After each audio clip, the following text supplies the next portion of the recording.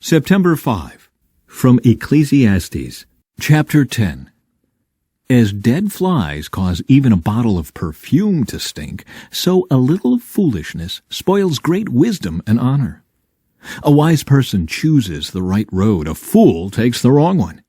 You can identify fools just by the way they walk down the street. If your boss is angry at you, don't quit. A quiet spirit can overcome even great mistakes. The ironies of life. There is another evil I have seen under the sun. Kings and rulers make a grave mistake when they give great authority to foolish people and low positions to people of proven worth. I have even seen servants riding horseback like princes and princes walking like servants. When you dig a well, you might fall in. When you demolish an old wall, you could be bitten by a snake. When you work in a quarry, stones might fall and crush you. When you chop wood, there is danger with each stroke of your axe. Using a dull axe requires great strength, so sharpen the blade. That's the value of wisdom. It helps you succeed. If a snake bites before you charm it, what's the use of being a snake charmer? Wise words bring approval, but fools are destroyed by their own words. Fools base their thoughts on foolish assumptions, so their conclusions will be wicked madness. They chatter on and on. No one really knows what is going to happen. No one can predict the future. Fools are so exhausted by a little work that they can't even find their way home. What sorrow for the land ruled by a servant, the land whose leaders feast in the morning. Happy is the land whose king is a noble leader, and whose leaders feast at the proper time to gain strength for their work, not to get drunk. Laziness leads to a sagging roof. Idleness leads to a leaky house. A party gives laughter, wine gives happiness, and money gives everything. Never make light of the king, even in your thoughts, and don't make fun of the powerful, even in your own bedroom, for a little bird might deliver your message and tell them what you said. Send your grain across the seas, and in time profits will flow back to you. But divide your investments among many places, for you do not know what risks might lie ahead. When clouds are heavy, the rains come down. Whether a tree falls north or south, it stays where it falls. Farmers who wait for perfect weather never plant. If they watch every cloud, they never harvest. Just as you cannot understand the path of the wind or the mystery of a tiny baby growing in its mother's womb, so you cannot understand the activity of God who does all things. Plant your seed in the morning and keep busy all afternoon, for you don't know if profit will come from one activity or another, or maybe both. Advice for young and old. Light is sweet. How pleasant to see a new day dawning.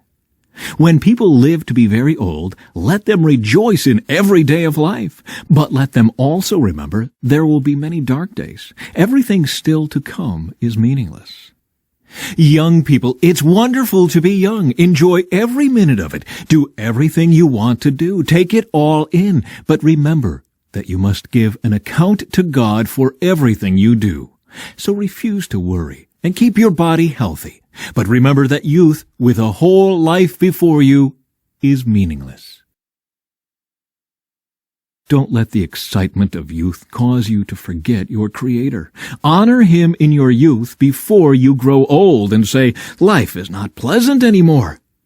Remember Him before the light of the sun, moon, and stars is dim to your old eyes and rain clouds continually darken your sky.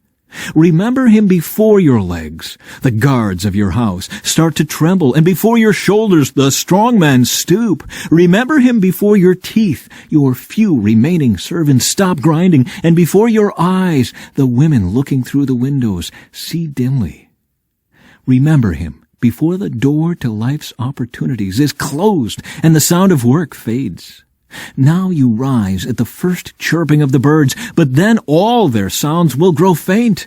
Remember Him before you become fearful of falling, and worry about danger in the streets, before your hair turns white like an almond tree in bloom, and you drag along without energy like a dying grasshopper, and the caperberry no longer inspires sexual desire, remember him before you near the grave, your everlasting home, when the mourners will weep at your funeral.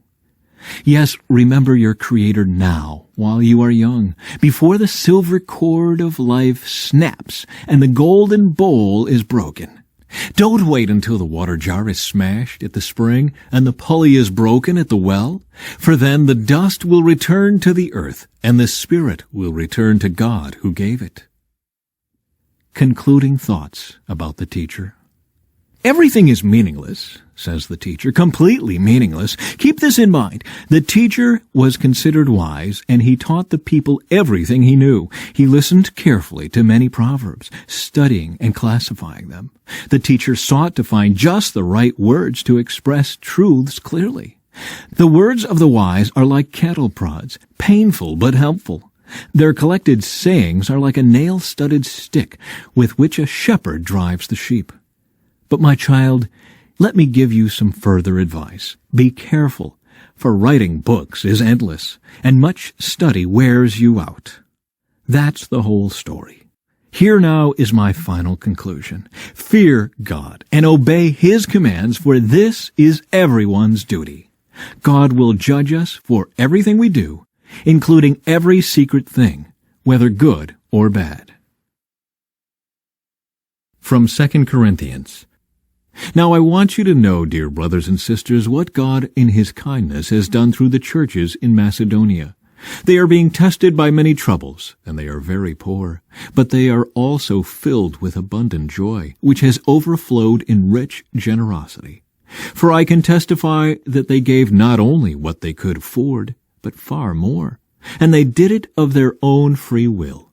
They begged us again and again for the privilege of sharing in the gift for the believers in Jerusalem. They even did more than we had hoped, for their first action was to give themselves to the Lord and to us, just as God wanted them to do. So we have urged Titus, who encouraged your giving in the first place, to return to you and encourage you to finish this ministry of giving. Since you excel in so many ways, in your faith, your gifted speakers, your knowledge, your enthusiasm, and your love from us, I want you to excel also in this gracious act of giving. I am not commanding you to do this, but I am testing how genuine your love is by comparing it with the eagerness of the other churches. You know the generous grace of our Lord Jesus Christ. Though He was rich, yet for your sakes He became poor, so that by His poverty He could make you rich. Here is my advice. It would be good for you to finish what you started a year ago. Last year, you were the first who wanted to give, and you were the first to begin doing it. Now you should finish what you started. Let the eagerness you showed in the beginning be matched now by your giving. Give in proportion to what you have. Whatever you give is acceptable if you give it eagerly, and give according to what you have, not what you don't have. Of course, I don't mean your giving should make life easy for others and hard for yourselves. I only mean that there should be some equality. Right now, you have plenty and can help those who are in need. Later, they will have plenty and can share with you when you need it. In this way, things will be equal. As the Scriptures say, those who gathered a lot had nothing left over, and those who gathered only a little had enough. Psalm 49. Listen to this, all you people. Pay attention, everyone in the world. High and low, rich and poor, listen. For my words are wise, and my thoughts are filled with insight. I listen carefully to many proverbs, and solve riddles with inspiration from a harp.